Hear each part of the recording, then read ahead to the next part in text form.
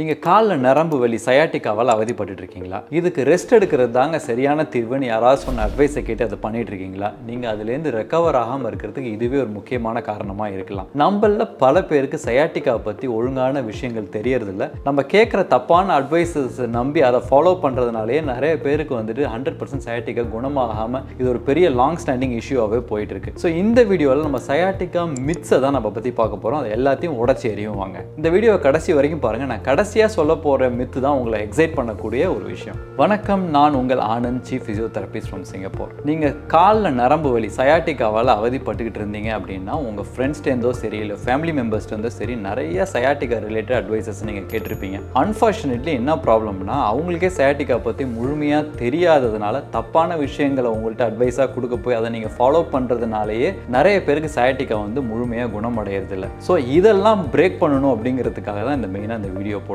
நான். அதே மாதிரி எனக்கு கமெண்ட் செக்ஷன்லேயே நிறைய பேர் வந்து கொஸ்டின் கேட்டிருந்தீங்க. அதில் நிறைய தவறான பிலீஃப்ஸ் இருந்துச்சு. அதையும் நம்ம இதில் அட்ரஸ் பண்ணணும் அப்படிங்கிறதுக்கு தான் இந்த வீடியோ நம்ம பண்ணுறோம். இப்போ சயாட்டிக்காவை பொறுத்த வரைக்கும் ரொம்ப தப்பான பிலீஃப் என்ன அப்படின்னு பார்த்தீங்க அப்படின்னா, சயாட்டிக்காங்கிறது ஒரு டயக்னோசிஸ் நினச்சிட்டு இருக்காங்க பீப்புள். அது கண்டிப்பாக டயக்னோசிஸ் இல்லைங்க. அது சிம்டமாக தான் நம்ம வந்து சயாட்டிக்கான்னு சொல்கிறோம். அந்த காலில் வரக்கூடிய நரம்பு வலியத்தான் நம்ம சயாட்டிக்கான்னு சொல்கிறோம். அது டயக்னோசிஸ் இல்லை. ஸோ என்கிட்ட பீப்புள் கேட்பாங்க, சார் எனக்கு காலில் சயாட்டிக்கா இருக்குது, அது எப்படி சரி பண்ணுறது? இதுக்காக நான் ஆன்சர் கொடுக்கவே முடியாது. ஏன்னா எதனால் இந்த சயாட்டிக்கா வருது, அதோட ரூட் காஸ் என்ன அப்படின்னு தெரியாமல் நம்ம சயாட்டிக்காவை ட்ரீட் பண்ண முடியாது. அந்த ரூட் காஸ் தான் டயக்னோசிஸ். இது உங்களோட ஸ்லிப் டிஸ்காக இருக்கலாம், ஸ்பைனல் ஸ்டினோசிஸாக இருக்கலாம், ஈவன் எலும்பு தேய்மானம் லம்பார் ஸ்பாண்டிலோசிஸ்னால வரக்கூடிய ஸ்டினோசிஸ்னாலேயும் உங்களுக்கு காலில் நரம்பு வலி வரலாம். இந்த மாதிரி விஷயங்கள் தான் டயக்னோசிஸ். ஸோ சயாட்டிக்காங்கிறது ஒரு டயக்னோசிஸ் இல்லை, அது ஒரு சிம்டம் தான். இதுதான் வந்து மிக முக்கியமாக நீங்கள் தெரிஞ்சுக்க வேண்டிய ஒரு விஷயம். ஸோ இந்த சயாட்டிக்கா எதனால் வருது அப்படின்னு தெரிஞ்சு அதோட ரூட் காஸை நீங்கள் அட்ரஸ் பண்ணாத வரைக்கும் சயாட்டிக்காவிலேருந்து குணமடைய முடியாது. இது நம்பர் 1 மித்துங்க. மித் நம்பர் 2 என்ன அப்படின்னு பார்த்தீங்கன்னா, எல்லா கால் வலியுமே சயாட்டிக்கான்னு நினைக்கிறாங்க. அது முற்றிலும் தவறு. காலில் நம்ம பல விஷயங்களால வலி வரலாம். வாஸ்குலர், அதாவது வந்து ரத்த ஓட்டத்தில் பாதிப்பு ஏற்படும் போதும் காலில் வலி வரலாம். ஹிப் ஆர்த்ரைட்டிஸ், உங்களுடைய ஹிப் ஜாயிண்ட்டோ இல்லை நீ ஜாயிண்ட்டோ தேய்மானம் அடைகிறதுனாலையும் உங்களுக்கு காலில் வலி வரலாம். இது இல்லாமல் ஈவன் லோ பேக் பெயின், உங்களுக்கு டிஸ்கில் வந்து ஏதாவது பிரச்சனை இருந்து அது சயாட்டிக் நரம்பு அழுத்துறனாலுமே சில டைம் வந்து லோ பேக் பெயின் வந்து கால் வரைக்கும் ரெஃபர் டவுன் ஆகும், அதை கால் வரைக்கும் போகும்.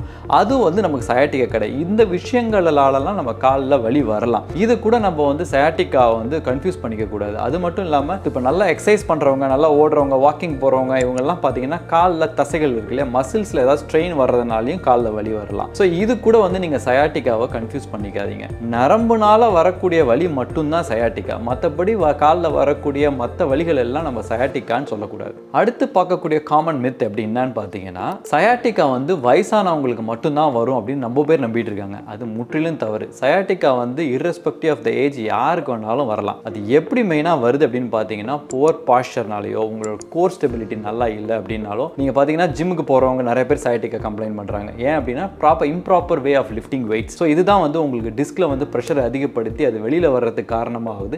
அந்த டிஸ்க் வெளியில் வர டிஸ்க் வந்து சயாட்டிக் நரம்பு அழுத்துச்சுன்னா சயாட்டிக்கா கொடுக்குது. இது ஒரு விஷயம். இன்னொரு விஷயம் பார்த்தீங்கன்னா, இப்போ இருக்கிற காலகட்டத்தில் 20 வயசு 30 வயசு உள்ளவங்களுக்கே சயாட்டிக்கா வருதுங்க. மெயின் ரீசன் என்னன்னா டெஸ்க்போன் ஜாப் தான். ஹோல் டே வந்து அவங்க கம்ப்யூட்டர் முன்னாடி உட்காந்தே இருக்காங்க. இப்படி ரொம்ப நேரம் உட்காந்துட்டு இருக்கனால என்ன ஆகுது அப்படின்னா, நம்ம டிஸ்கில் வந்து ஒரு டிஸ்க்குங்கிறது வந்து ஒரு வாட்டர் ஃபில்டு ஒரு சாக் தான் அது. ஸோ அது வந்து கொஞ்சம் கொஞ்சமாக டீஹைட்ரேட் ஆகி வெளியில் வர்றதுனால ஸ்லிப் டிஸ்க் வர்றதுக்கான வாய்ப்புகள் ரொம்ப அதிகம். அதுவும் உங்களுக்கு சயாட்டிக்காவை கொடுக்கும். இது மட்டும் இல்லாமல் ஈவன் அத்லெட்டிக் பாப்புலேஷன் இப்போ பார்த்தீங்கன்னா நல்லா ரன் பண்ணிட்டு இருக்கிறவங்களுக்கு சயாட்டிக்கா வருது. ஏன்னா ப்ராப்பர் ஷூஸ் இருக்காது, இல்லை ப்ராப்பர் டெரைனில் ரன் பண்ண மாட்டாங்க. இது எல்லாமே அழுத்தத்தை நம்மளோட ஸ்பைனில் அதிகப்படுத்தி உங்களுக்கு டிஸ்கில் ப்ராப்ளம் கொடுக்கறதுனால சயாட்டிக்கா வரலாம். ஸோ வயசானால் தான் சயாட்டிக்கா வரும் அப்படின்னு நினைக்காதீங்க. ஈவன் யங் ஏஜ் பாப்புலேஷனுக்கும் சயாட்டிக்கா வரும். இந்த மித் நம்பர் 4 ரொம்ப காமனாக பார்க்கக்கூடிய ஒரு விஷயம். அதாவது வந்து சயாட்டிக்காவுக்கு பெட் ரெஸ்ட் எடுத்துகிட்டு இருப்பாங்க. இந்த மாதிரி சயாட்டிக்காவுக்கு கம்ப்ளீட் ரெஸ்ட் எடுத்தீங்க அப்படின்னா உங்களுடைய மசில்ஸ்லாம் ஃபஸ்ட்டு வீக்கன் ஆகுங்க. அது மட்டும் இல்லாமல் உங்கள் ஸ்பைன் இன்னும் ஸ்டிஃப் ஆகி இது உங்களுடைய அழுத்தத்தை, சயாட்டிக் நரம்பில் ஏற்படுத்தக்கூடிய அழுத்தத்தை இன்னும் தான் அதிகமாக்கி உங்களுடைய சிம்டம்ஸை இன்னும் ஒசன் தான் பண்ணுமே தவிர இது எந்த விதத்துலையும் உங்களுக்கு வந்துட்டு ஹெல்ப்ஃபுல்லாக இருக்காது. அதுவும் இல்லாமல் நீங்கள் உங்கள் மூவ்மெண்ட்டே பண்ணாமல் ரெஸ்ட் எடுத்துகிட்டு இருந்தீங்கன்னா உங்களோட ரத்த ஓட்டமும் கம்மியாகுங்க. நமக்கு எல்லாருக்குமே தெரியும், நமக்கு ஏதாவது ஒரு பிரச்சனை உடம்புல வந்துச்சு அப்படின்னா நம்ம நல்ல ரத்த ஓட்டத்தை வச்சு தான் அதை குணப்படுத்த முடியும். நீங்கள் நகரவே இல்லைன்னா உங்கள் ரத்த ஓட்டமே வந்து தடைப்பட்டு போயிடும். உங்களோட நரம்பு சீக்கிரமாக ரெக்கவர் ஆகாது. இன்ஃப்ளமேஷன் இன்னும் ஜாஸ்தியாகி நரம்போடைய சென்சிட்டிவிட்டி தான் இன்னும் அதிகமாகும். ஸோ ரிசர்ச் என்ன சொல்லுது அப்படின்னா, சயாட்டிக்காவிலேருந்து சீக்கிரம் நீங்கள் வெளியில் வரணும் அப்படின்னா நீங்கள் வந்து ஒரு கைடட் எக்ஸசைஸ் ப்ரோட்டோகாலை வந்து ஃபாலோ பண்ணணும். அப்படி கரெக்டான எக்ஸசைஸ் பண்ணுறதன் மூலயமா தான் உங்களால் சயாட்டிக் சயாட்டிகாவிலேருந்து வெளியில் வர முடியுமே தவிர கம்ப்ளீட் பெட் ரெஸ்ட் எடுக்கிறதுனால சயாட்டிகாவிலேருந்து கண்டிப்பாக உங்களால் குணமடைய முடியாது. மித் நம்பர் 5 என்ன அப்படின்னு பார்த்தீங்கன்னா, சயாட்டிகா வந்துட்டு காலில் நரம்பு வலி வர்றதுக்கு முக்கியமான ரீசன் வந்து காலில் இருக்க தசை பிடிப்புன்னு நினச்சி நிறைய பேர் வந்து ஸ்ட்ரெச்சிங் எக்ஸசைஸ் பண்ணிட்டு இருப்பாங்க. என்கிட்ட நிறைய பேஷண்ட்ஸ் வருவாங்க, சார் நான் இந்த ஸ்ட்ரெச்சிங்லாம் பண்ணுறேன் டாக்டர், ஆனால் எனக்கு சரியாகவே ஆக மாட்டுது அப்படிம்பாங்க. ஈவன் தோ இந்த ஸ்ட்ரெச்சிங் பண்ணுற டைமில் உங்களுக்கு ஏதோ கொஞ்சம் ரிலீஃப் இருக்கிற மாதிரி இருந்தாலும் திருப்பி உங்களுடைய பெயின் வரதான் செய்யும். இதுக்கு மெயின் ரீசன் என்னன்னா, நீங்கள் ஏற்கனவே நான் சொன்ன மாதிரி சயாட்டிகா வந்து ஒரு நரம்பு வலியை தவிர இது மசில் பெயின் கிடையாது. ஸோ நீங்கள் ஹோல் டே நீங்கள் ஸ்ட்ரெச்சிங் பண்ணாலும் அது சயாட்டிகா பெயினை அது முழுமையாக அதால் வந்து உங்களால் குணப்படுத்த முடியாது. ஸோ அதுக்கு என்ன பண்ணணும் அப்படின்னா, நான் ஏற்கனவே சொன்ன மாதிரி இந்த ரூட் காசை தான் நீங்கள் அட்ரஸ் பண்ணணும். அதாவது நரம்பு அழுத்தம் எதனால் வருது, இது ஸ்லிப் டிஸ்க்னால வருதா, ஸ்பைனல் ஸ்டினோசிஸ்னால வருதா, இல்லை டீப் பட்டோக் மசிலுக்கு உள்ளார ஏற்படுற அழுத்தத்தினால வருதா அப்படிங்கிறத அந்த ரூட் காசை ஐடென்டிஃபை பண்ணி அதை நீங்கள் சரிப்படுத்துறதுனால தான் உங்களால் சயாட்டிகாவிலேருந்து முழுமையாக வெளியில் வர முடியும். ஸோ இது சயாட்டிகாங்கிறது ஒரு தசை ப்ராப்ளம் இல்லை, அது ஒரு நரம்பு உடைய வலி அப்படிங்கிறத வந்து ஞாபகம் வச்சுக்கோங்க. ஓகே டாக்டர், ஸ்ட்ரெச்சிங் பண்ணால் உங்களுக்கு இது முழுமையாக குணம் அடையாதுன்னு சொல்கிறீங்க, வேற என்ன பண்ணணும் அப்படின்னு கேட்டிங்கன்னா,